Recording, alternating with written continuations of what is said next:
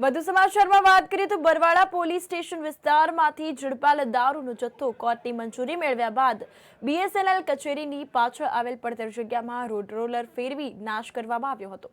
નાશ કરવામાં આવેલા બરવાળા પોલીસ સ્ટેશન વિસ્તારમાંથી પોલીસ દ્વારા અલગ અલગ જગ્યાએથી દારૂ પકડવામાં આવ્યો હતો, જેને સમયાંતરે નાશ કરવામાં આવતો હોય છે. જે અંતર્ગત કોર્ટની મંજૂરી મેળવ્યા બાદ પ્રાંત અધિકારી તેમજ નાયબ પોલીસ અધિક્ષક અને બરવાળા પોલીસ ટીમની હાજરીમાં 746 બોટલ મળી આવી હતી. 2,34,206 નો મુદ્દામાલ જે છે તે જપ્ત કર્યો છે અને દારૂનો નાશ કરવામાં આવ્યો હતો. તો પોલીસ દ્વારા સરાહનીય કામગીરી કરવામાં આવી છે અને દારૂનો જથ્થો નાશ કરવામાં આવ્યો હતો.